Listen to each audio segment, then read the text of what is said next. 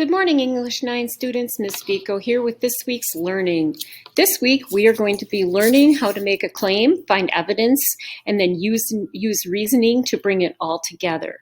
Let's get started. So the learning purpose is, I can answer a question, make a claim from my answer, find evidence to support my claim, and use reasoning to explain it. So that's kind of the process, that's kind of the formula that we're using. So what does it mean to make a claim? It means to answer a question, often posed by your teacher. What is the evidence? Well, that would be textual evidence that supports your claim.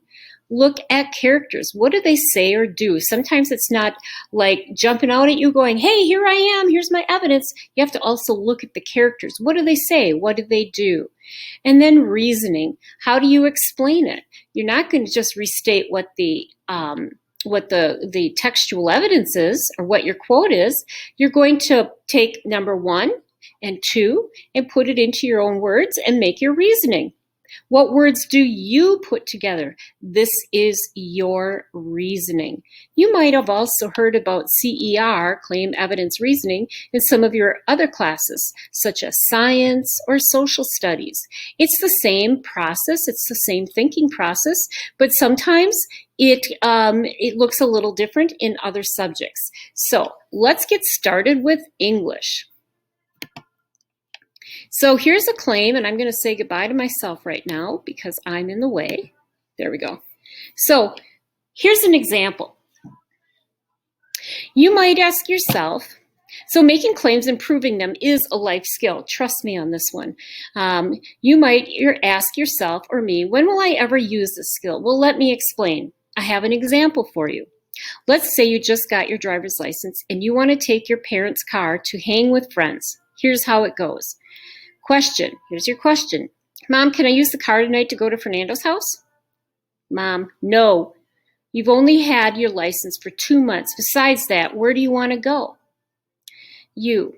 Mom, I am a good driver and I am responsible. There's your claim.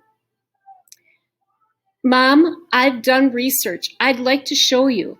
According to an article in Young Drivers of America, students who maintain a grade point average of 3.75 and above, especially if they take challenging classes, are 95% less likely to have a car accident than those drivers 95 and older. Well, there's my evidence. Look at that. Textual evidence. It's from a reputable source. And I was able to pull a quotation right from that source, right? So now I have my claim and my evidence. I have 1 and plus 2, and now we're going to add number 3, which is the reasoning. So listen to how this goes. This is the reasoning. So Mom, as you know, I maintain a 4.0 GPA, and I take IB classes as well as AP Bio and Psychology. These are the highest level courses at Lincoln High School. Mr. Tennis said I am one of the most responsible students he's ever seen. And you know Fernando, he's an excellent student because he cares a lot about going to college. So take a look at that. I took my claim. I added evidence.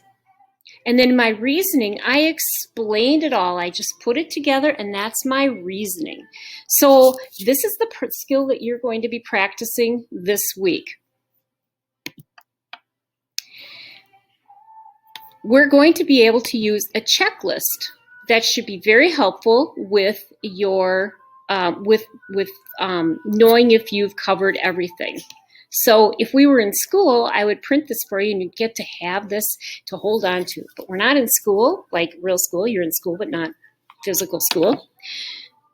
So let's take a look. Let's think about the story I just gave you. Does the claim answer the question? Yes, it does. It answered the question of, can I have the car tonight? And the mom said no.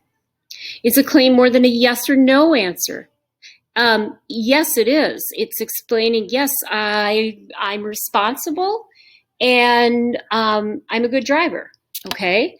The claim should only answer the question, does it? Yes, it does. Is the claim a complete sentence? Yes, it was. Evidence. Is each piece of evidence directly supporting your claim? Well, yes, it is. Do you have enough evidence to support the claim? Do your pieces of evidence work together? Well, usually we want to have about 3 pieces of evidence. In this case, I only had about 2. Maybe I had 3. I had 2 pieces of evidence. I had my quote from the article. I guess that's only one piece of evidence. So I had one. We try to shoot for 3. Evidence should be specific instances of things that happen. In English, that's usually something in a story without explanation. Is your evidence something that happened or was said and you can point out in the story? So in this case, I used an article. Is it vague? Nope, it's very specific. And the R, reasoning. Have you explained how each piece of evidence supports the claim? Why, I do believe I have.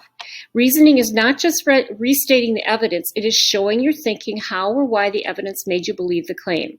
Is the reasoning written in complete sentences? And yes, it is. And so my example passes our CER checklist. So now I'm going to pop back over to our PowerPoint, the learning. And I'm going to use a children's story, Little Red Riding Hood, to practice claim, evidence, and reasoning. It's also known as CER. Okay, so I actually heard those groans all the way from wherever you're at to where I'm at. Everybody loves a children's story, especially when it's read to us. So sit back and enjoy listening to and watching Little Red Riding Hood because we're going to use this story to continue practicing CER.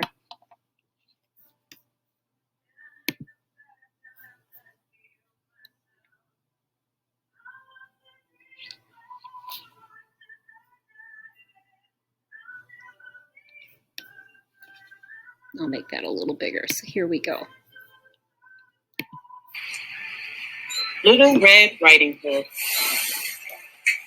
Once upon a time, there was a little girl who lived with her mommy in a cottage on the edge of a big forest. Whenever the little girl went outside to play, she wore a beautiful red cloak that her grandma had made for her. It had a big red hood, so everyone called the little girl Little Red Riding Hood. One day, Little Red Riding Hood's mommy asked her to take a basket of food to her grandma. Grandma isn't feeling well, Mommy explained, and I'm sure she'd love to see you. But remember, don't talk to any strangers along the way. Soon after Little Red Riding Hood set off, she saw some beautiful blue flowers. As she bent down to pick up a handful for Grandma, she didn't realize that someone else was in the forest. Hello, little girl, said a deep, growly voice. Little Red Riding Hood jumped with fright. A big wolf peered out from behind one of the trees. Oh, hello, replied Little Red Riding Hood, smiling back at the wolf. She had already forgotten her mommy's warning. Where are you going? Growled the wolf. I'm visiting my sick grandma who lives on the other side of the forest, Little Red Riding Hood explained. Ah, what a kind girl you are, smiled the wolf, showing off his razor-sharp teeth. Just then, the wolf's tummy gave a loud rumble. What was that? Asked Little Red Riding Hood. Just some thunder over the hills, said the sneaky, hungry wolf, and he ran away as fast as he could to Grandma's cottage. The hungry wolf peered through Grandma's window and saw the old lady in bed. With a loud howl, the wolf dashed into the cottage and gobbled up Grandma in one big gulp. Then the wolf put on Grandma's spare nightcap and glasses, wiggled into her bed, and pulled the quilt up to his chin. Now all he had to do was wait for Little Red Riding Hood to arrive. When Little Red Riding Hood reached the cottage, she was surprised to find the front door wide open. Grandma, she called, are you there? I'm in the bedroom, replied the wolf in a high-pitched, wobbly voice. Little Red Riding Hood went into the bedroom and gasped in surprise when she saw her grandma. She looked sort of different. What big eyes you have, Grandma, she said as she went over to the bed. All the better for seeing you with, the wolf replied in the same wobbly voice. Grandma, what big ears you have, Little Red Riding Hood added, moving closer. All the better for hearing you with, said the wolf with a toothy grin. My, what big teeth you have, Grandma, stuttered Little Red Riding Hood. All the better for eating you with, said the wolf. Little Red Riding Hood screamed and tried to run away, but the hungry wolf was too fast. He leaped out of the bed and gobbled her up in a single greedy gulp. A passing woodcutter had heard Little Red Riding Hood scream and came running into the cottage. When he saw the wolf's enormous belly, he guessed what had happened. He picked up the wolf and shook him hard. Little Red Riding Hood and Grandma flew out of the wolf's mouth. Luckily, they weren't hurt, but they were very cross. Grandma, Little Red Riding Hood, and the woodcutter chased the wolf into the forest and over the hill. The embarrassed wolf never came back, and Little Red Riding Hood never spoke to strangers again. The end. Okay, so now that we've listened to this cute little children's story, we're going to use a graphic organizer, the same one I'm going to ask you to use for your claim evidence reasoning practice. So I'm going to open this up. Okay, so now we are ready to fill in this graphic organizer. And the big question for this is, what is the lesson we learned from the story? So my claim is, the lesson I learned, let's try, the lesson I learned from this story is people should trust their intuition. Okay? That's the lesson I learned from this story. Well, what's my evidence of this? Well, my evidence is when Little Red, I'm just going to call her Little Red, when Little Red walked into her grandma's room, she made statements. What big eyes you have. What big ears you have.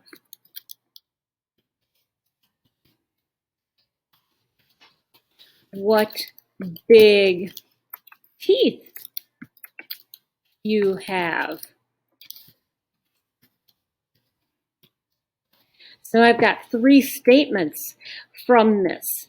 I also can infer that by the way she was acting, she was really figuring out this something isn't right here. So another piece of evidence is Little Red hesitated when she when she made the statements. And then she said, "You're not my grandma." Exclamation point. So now I have a couple of pieces of evidence, right? When Little Red walked into her grandma's room, she made statements. And then at the very end, she was very hesitant. And then she said, "You're not my grandma." So now we have 2 pieces of evidence here. So what's my reasoning? I'm going to take my claim, the lesson I learned from the story is people should trust their intuition. And I add my evidence together, so it's 1 and 2. Now we're going to get number 3. Little Red shows us people should trust their intuition. When Little Red arrives at her grandma's house, she is unsettled by the grandma's voice. She asks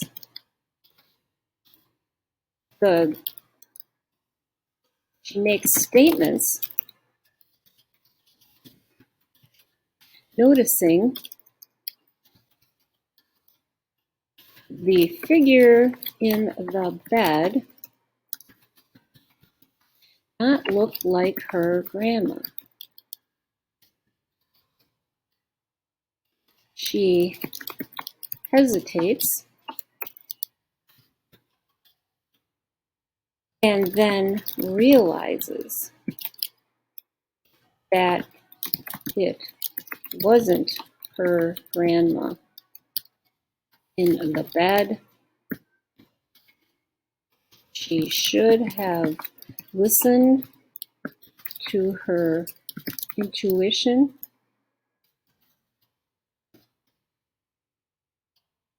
to keep her out of danger. So there we have it. I've taken the claim. The lesson I learned from the story is people should trust their intuition. What is my evidence? I have the statements from Little Red. And then I put everything together to show my reasoning. Little Red shows us people trust their intuition, the claim. When Little Red arrives at her grandma's house, she's unsettled by the grandma's voice. She makes statement noticing the figure in the bed did not look like her grandma. This should be she.